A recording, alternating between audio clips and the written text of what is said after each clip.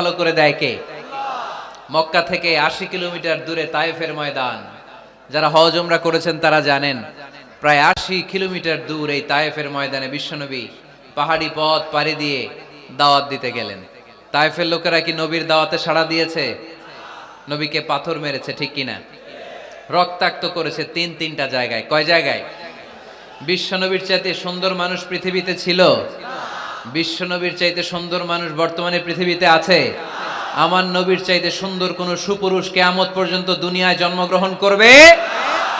সাদা ধবধবে স্বচ্ছ শুভ্র মানুষ, এত সুন্দর মানুষ যার নুরানি চেহারা দেখলে মানুষ কালিমা পড়ে মুসলমান হয়ে যেত। বিশ্বনবীর চেহারা দেখে কাফির মুশরিকেরা কালিমা পড়ে মুসলমান হতো।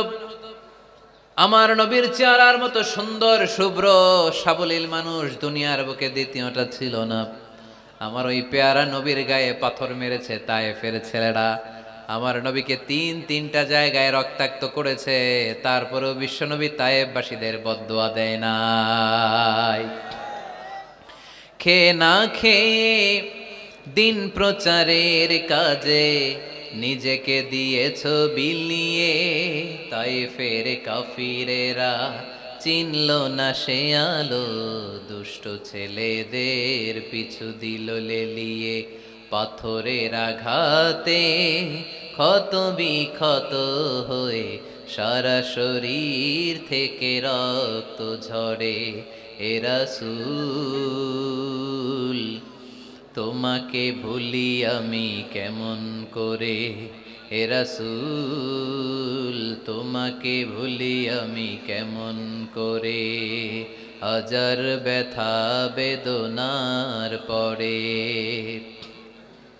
ফিরে আসনি তুমি আপন ঘরে, দিনের আলো তুমি ছড়িয়ে দিতে চলে গেলে মদিনায় মক্কা ছেড়ে।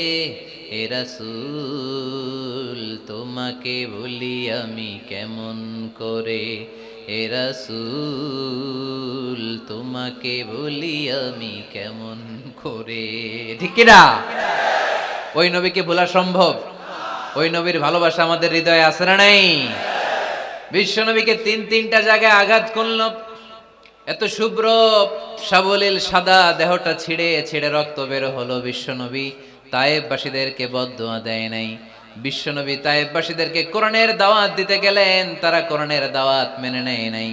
বিশ্বনবী ওযু করলেন, গায়ের রক্তগুলোকে মুছে মুছে ফজরের সময় খেজুর বাগানের সামনে দাঁড়িয়ে ফজরের নামাজ শুরু করে দিলেন। বিশ্বনবী মন্ত্রমুগ্ধকর কণ্ঠ দিয়ে তেলাওয়াত করতে শুরু করলেন। ইন দ্য মিন টাইম বিশ্বনবীর পেছন থেকে একদল জিন বিশ্বনবীর কণ্ঠের কোরআন তেলাওয়াত শুনে কালিমা পড়ে মুসলমান হয়ে গেল। ফজরের সালাত শেষে আল্লাহ বিশ্বনবীর ডেকে বললেন, নবী আপনার মন খারাপ কেন?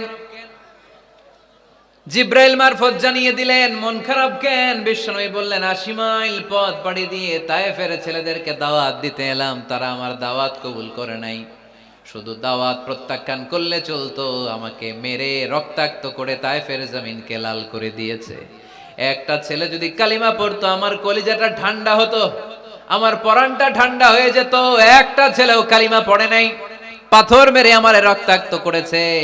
কি ছিল আমার অপরাধ? ওদেরকে জাহান্নামের আগুন থেকে বাঁচানোর জন্য আমি তায়েফে এসেছি, একটা লোক আমার ডাকে সাড়া দেয় নাই।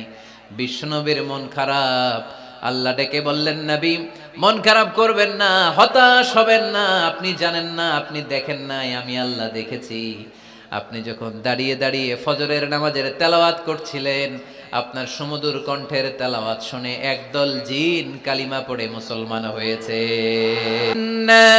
সামি'না কুরআনান আজাবা ইয়াহদি ইলার রুশদি ফাআমান্না বি। বিশ্বনবী যখন কালামুল্লাহ মাজিদ থেকে দাঁড়িয়ে দাঁড়িয়ে তেলাওয়াত করছিল, জিন জাতি বিশ্বনবীর কণ্ঠের তেলাওয়াত শুনে পাগল হয়ে গেল। জিনেরা এরকম বাক্য শুনে নাই এর আগে। জিনেরা মিলাই, কিরে এটা তো কোনো মন্ত্র না। জিনেরা মিলাই, কিরে এটা তো কবিতা না। এত সুন্দর কথা কার বাণী? এটা আল্লাহর বাণী ছাড়া অন্য কোনো বাণী হতে পারে না। এই সুন্দর বাণী শুনে তারা কালিমা পড়ে মুসলমান হয়ে গেল। আল্লাহ বিশ্বনবীর আশ্বস্ত করলেন, নবী আপনার কষ্ট বৃথা যায় নাই। মুমিনের কষ্ট কি কখনো বৃথা যায়? আওয়াজ করে বলো বৃথা যায়।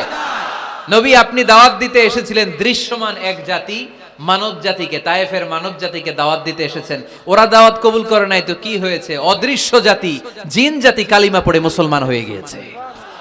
ওয়ালা সাউফা ইউতিকা রাব্বুকা ফাতারদা।